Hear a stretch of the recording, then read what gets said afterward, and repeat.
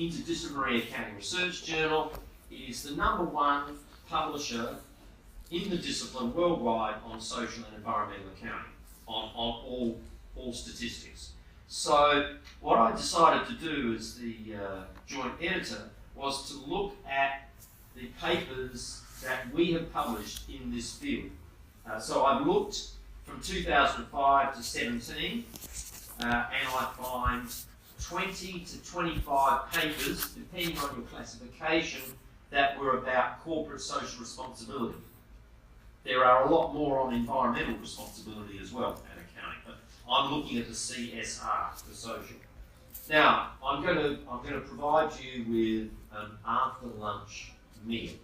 Okay, so for main course, we're going to have corporate motivations and influences, or CSR, reporting strategies, how people report CSR, and management control and organisational change as it's applied to CSR. And then, having filled ourselves up with main course, we're going to have dessert, not quite as nice as the picture, I admit, where we're going to look at research that's been published about activists and how they try and promote CSR, what sorts of audit and assurance work have been done about CSR disclosures, because usually it's not regulated, okay? So how can you rely on it? And also, there's been some studies about corporate taxation studies by organisations that declare themselves to be very socially responsible. So that's a summary. I'm just going to now give you some brief summarisations of what has been found. So here is a summary list about what drives organisational disclosures in social responsibility. And this is a summary list of the findings from studies published in my journal. Interestingly enough, some people have looked at Islamic banks because Islamic banks operate according to Sharia law and the principle of zakat, the religious donations to charity. And so far they have found that Islamic banks, in their reporting detail, exhibit much less disclosure and much less activity than you would expect from the religious rules that apply to their treatment of zakat. I'll say no more, it's just very brief summaries of some of the areas that research has already revealed. In Ireland, there's been some research done interviewing managers of non-government organisations, and they look at corporations and other organisations with which they often deal, sometimes they strategically partner. And they have found that a lot of the organisations they deal with, even when those organisations are adopting proactive social responsibility strategies, are very reluctant to make disclosures about them. University business schools. In many parts of the world, universities either aim to get their business school accredited by EQUIS, the European accreditor, or by AACSB, the North American accreditor. And often, within those accreditation criteria, there are community engagement, social responsibility criteria that can be or are encouraged to be addressed. Unfortunately, so far, what the studies published in my journal found is that they'll often do that, they'll make disclosures that they meet these criteria, but that doesn't actually translate through to embedding actual social responsibility practices into the business school and the university. Again, I'm not giving you my opinions, I'm just summarising some of the research studies that my journal has published. There are a growing number of developing country studies. They show that national culture can significantly influence what gets disclosed and how it gets disclosed. It can either encourage disclosure or it can restrain it.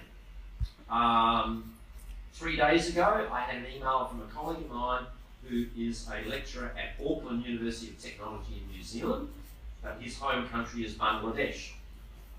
Together we published a study from his PhD, I was not his supervisor, where he looked at the behaviour of subsidiaries of multinational companies operating in Bangladesh and their social responsibility disclosures. What we found was that the disclosures made were fully made to the corporate headquarters of the multinational corporation. But within Bangladesh, almost nothing. Now, we traced through interviews why that happened. And there are some very significant cultural and religious reasons that can explain quite logically why that doesn't happen. Now, you might say to yourself, well, that's interesting, sort of, but I don't know anything about Bangladesh. I'll probably never go there. The point is, that sort of study translates into a lot of other developing countries. The point also is, there are things we identified there that are like having a spotlight on them. But actually, some of those things happen in my country, in your country here, but they are more concealed by the complexities of our society.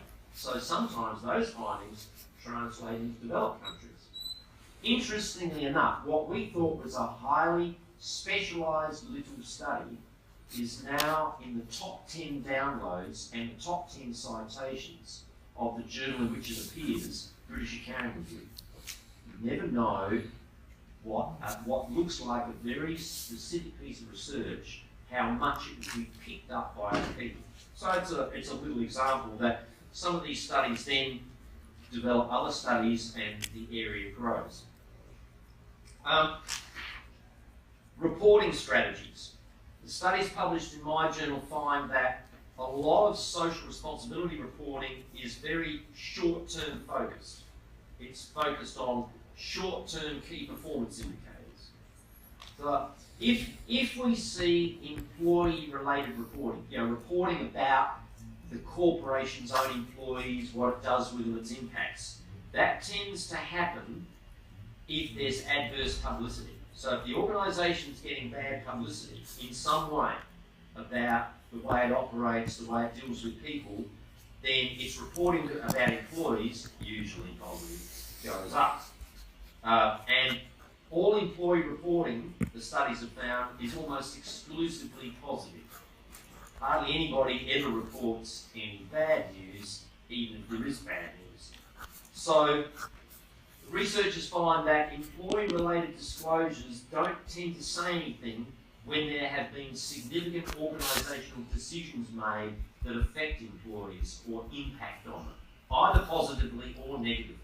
So, if there are branches of banks being closed, if there are groups of employees being made redundant and losing their jobs, if the institution's moving to a much higher proportion of casual short-term contract employment, they don't tend to say anything about it. Or, if there have been very negative impacts on employees by some organisational decisions, then sometimes they will disclose it in a way that tries to legitimise it or put a positive spin or impression on it. It has been found that social responsibility disclosures have been used to legitimise or explain or justify organisational shrinkage or downsizing. And it's very interesting to watch the tobacco companies who often get very proactively into making these sort of social responsibility disclosures and indeed supporting and funding social responsibility research centres at universities. So University of Nottingham has a long-standing social responsibility research centre entirely funded by British Tobacco, which is interesting. In terms of management control and organisational change, management control systems can and sometimes do incorporate social responsibility strategies and measures and monitoring through formal measurement, but often more informally controlled. That's what the studies find, but it doesn't happen very often. Social accounting itself, even external social accounting, can trigger social change, or it can financialise, it can re-express everything that's social in purely financial terms, in sort of stockholder language. And by doing that, it takes people's focus off the actual operations and it rebrands it as a form of financial asset to be managed. So critics say that sometimes undermines the real intent. So, building social responsibility into the management control system, integrating it with the financial and operational controls, may assist social responsibility implementation, it may not. Oh, by the way, I spend a lot more time building the pictures for you than the content. So do try and appreciate those. Now, I hope you can understand that picture. You know, it's a Roman galley, there are the slaves rowing. If you look at it very carefully as a qualitative researcher, you can understand what's going on. The drummer has got the job because he's the nephew of the slave master. But if you look very carefully at the slaves, the oars are all pointing in different directions.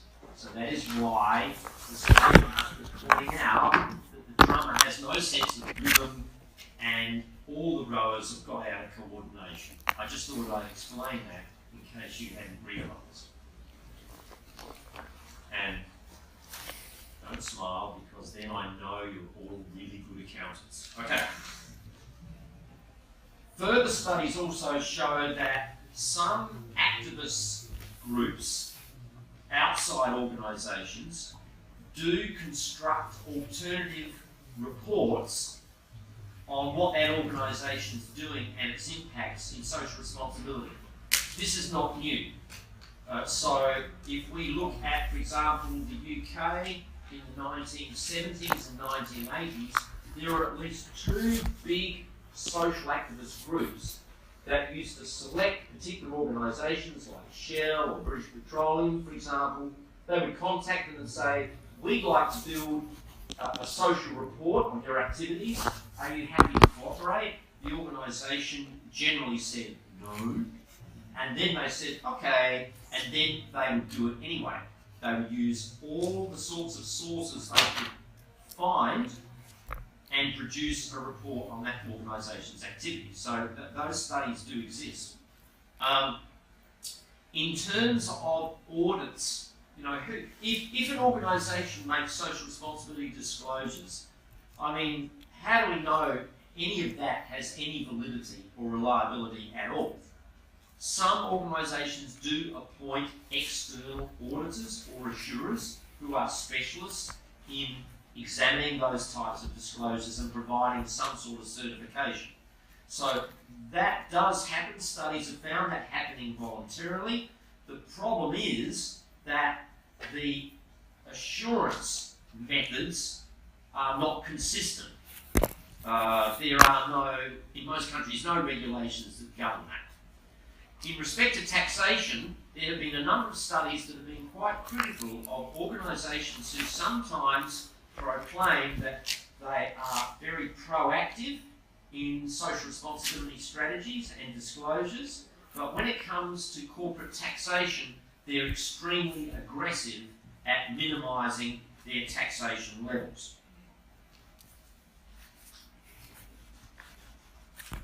Now that's the research that's been published in my interdisciplinary accounting research journal. There is also a lot of research in these areas amongst the management research journals. And one of the problems we fall into many times as researchers is that we look at our home discipline and we read that literature only. So we talk about it like when